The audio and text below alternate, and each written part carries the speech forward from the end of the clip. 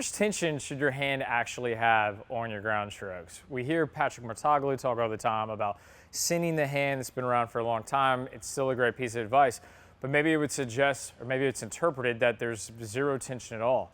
There's actually 2 points of tension on the hand that's really important, all right? And we're gonna go over those today. Let's talk about when there should be tension and when there should not be tension. So let's start with the forehand. When we take the racket back, it's really important that we create a little bit of tension through the wrist. Now this would still encompass what would be considered the hand. So although I'm not squeezing super tight, inevitably as the racket works back towards me, the bottom fingers will pinch a little bit to stabilize the racket. Now the reason this is important, and this doesn't matter whether, if you're next gen and you're leading this way, you can see there, the wrist is still laid back. It's coming this way, so I'm not neutral, right? And if I'm hitting a modern forehand, it's the same thing. You'll see Rafa even pull up here, and this creates a lot of tension in the wrist, right? So it's not just this free ride the entire course of the stroke. Now the second point is that once the racket has this tension and it's moving, this is where we want it to be super loose. So as I start accelerating through the legs, as I push down through the ground, I create that kinetic chain, and I start getting into the lag, right? Racket enters the slot into the lag. From here, everything is super loose. So from the point of the unit turn where there is tension and the racket going back, everything stays super loose. And then as the racket is working forward to the ball, there's again, just a little bit of tension.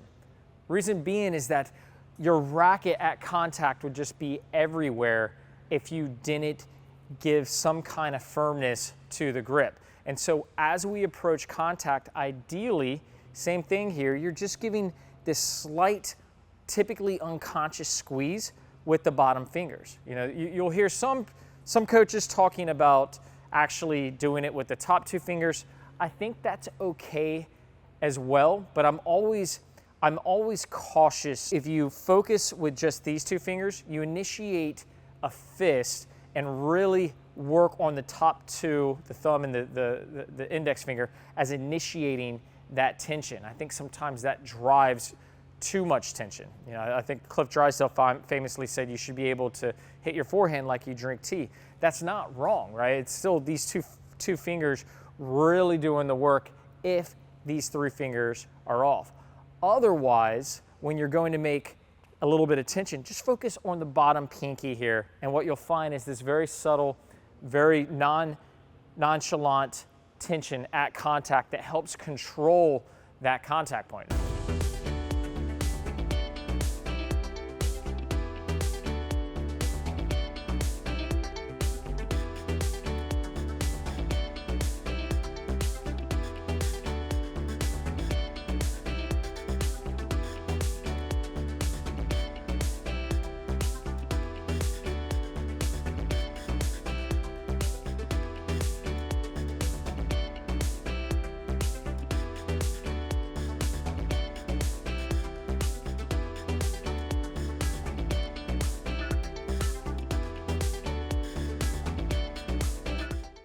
So in the backhand, you're gonna find the same thing. So on the two-hander, as the racket's taken back, regardless if you're starting high or if you're starting low, you'll see that in the dominant hand, the wrist loads a little bit, and then as you work out towards contact, there's going to be a little bit of this pinch in the non-dominant hand to control the head of the racket. Now on the one-hander, absolutely. When I take the racket back, I always have the wrist loaded. This is so important on the one-hander. I'm gonna load the wrist. It's gonna put a little bit of tension down in my pinky, my bottom 2 fingers. And so from here, as I take the racket back, as I'm working through, the arm straightening out from here naturally puts a little bit of control, demands a little bit of control on my bottom 2 fingers to control the racket and then work all the way through.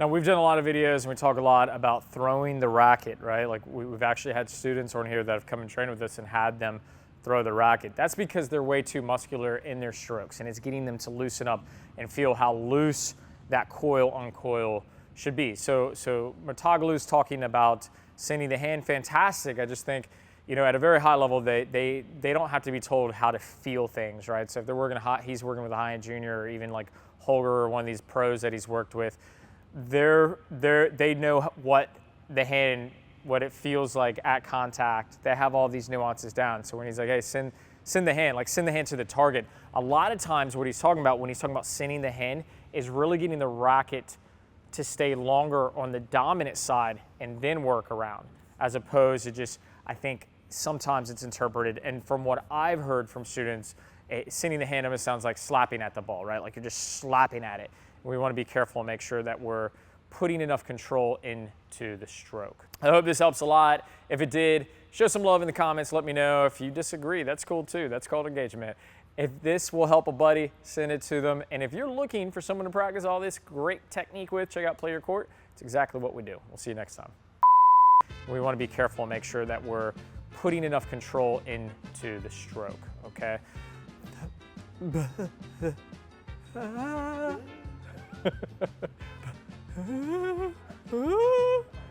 an opera singer now.